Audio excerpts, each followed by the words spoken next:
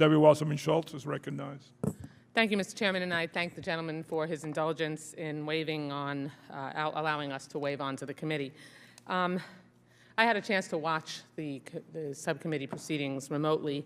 There's a couple of things I think it's important to point out. First is that President Biden has proposed additional sanctions and left the sanctions from the previous administration in place. He's declared himself, in his own voice, Cuba as a failed state. He gave voice to the Cuban protesters, issuing a clarion call for freedom. And he has stood solidly since the protests broke out and before that in support of a free Cuba. I also think, and Ms. Pava, I really want to agree with you about how important it is that this issue be nonpartisan. Not bipartisan, but nonpartisan. So you'll forgive me if I defend a few things prior to going back to what should be a nonpartisan issue.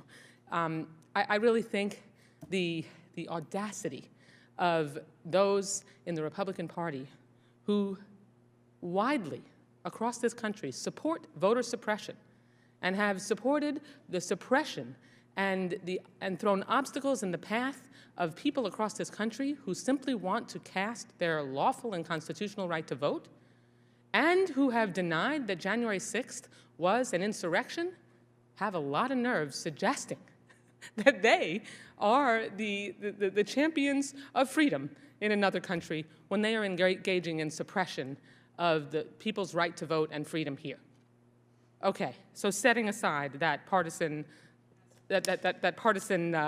moment for a second, I want to ask Ms. Paya if you could talk with me about the Afro-Cuban environment, which I think is so underreported and so few people are aware of. According to the University of Pennsylvania's Professor Amalia Dache, almost 70% of the Cuban population is of African descent. Let that sink in for a moment. The State Department's 2020 Human Rights Report suggests that Cubans of African descent suffer significant racial discrimination, including subjection to racial slurs and beatings by security agents in response to the political activity. Many have also reported employment discrimination, particularly for positions of prominence within the tourism industry, media, and government.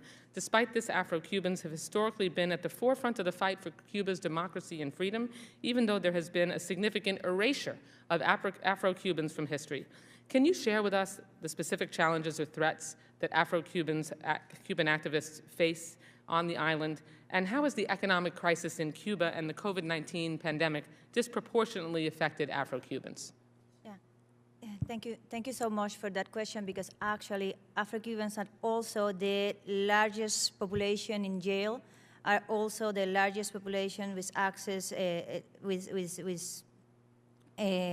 with families that comes from situations of vulnerability, and are also within the Cuban opposition, the Cuban civil society. We have seen it with all the actions that Movimiento San Isidro has made, have been also one of the most affected and targeted by the Cuban regime. It was already a challenge 1 week ago to be of African descent and walk by the streets of Havana without actually being asked for the ID, to check if actually he was a Havanian or he needed to be deported to the eastern provinces. That's what Cubans of African descent actually endure in our